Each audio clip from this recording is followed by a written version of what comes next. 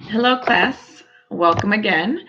This time we're going to start with chapter 1 in the other textbook. So the first chapter is on the Revel Corporation. So what we're going to do is just kind of give you a high-level approach of this book. And so this book is a little bit different. We're really looking at launching into an explanation of information technology, which encompasses organizational learning and the practical relationship. This book is really written in the first person because the author reviews this from his perspective.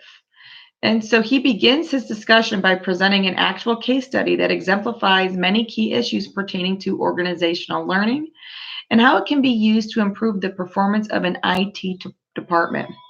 Specifically, the chapter summarizes a case study of the IT department at the Revel Corporation in New York City. So he was retained as a consultant at the company to improve the performance of a department and to solve a mounting political problem involving IT in the relation to other departments.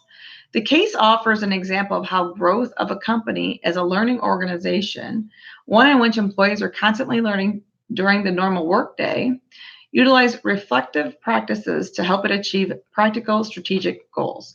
So please go ahead and ensure that you're reviewing the entire case study.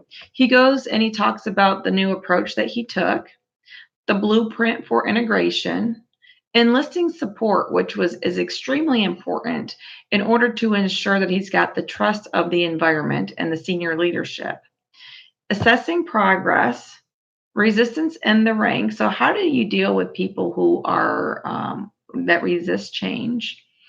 Line to management to the rescue. So, what that means is line management, which is like the middle management, how they can help and assist with the change management. And then how IT begins to reflect on the modifications and change. And really defining an identity for information technology. He then goes on to implement the integration, and really he goes and has conversation about how he went from an untrusting relationship to a trusting relationship and reflection on how that happened. So he also goes and talks about how he reorganized IT employees into SWOT teams, so strength, weaknesses, opportunities, and threats. And then there are key lessons towards the end of that chapter regarding defining reflection and learning for an organization, working towards a clear goal, commitment to quality, teaching staff to not to know, and the transformation of culture, which really was pivotal from a learning lesson.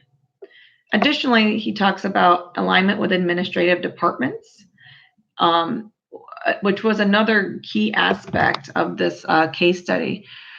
Really, the company provided an excellent lesson about the penalties of not aligning properly with other strategic and operational partners in a firm. So please make sure that you review those. Really make sure that you focus on the historical issues that affected the relationship between HR and the case study.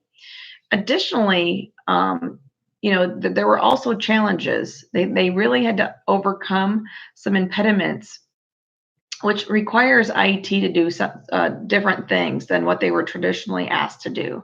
So please make sure that you review that as well. And then he focuses on the success of IT and HR alignment. So really bringing the two organizations together was extremely important. As part of chapter 1, there is a conclusion as well. So with this, what I typically do is I have information on the discussion posts within this book. So please make sure that you are reading all of the chapters, and the contents are extremely important to really understand and comprehend all of the valuable information each week. All right, so with that, I'm going to let you go, and I'll see you in the next video. Bye-bye.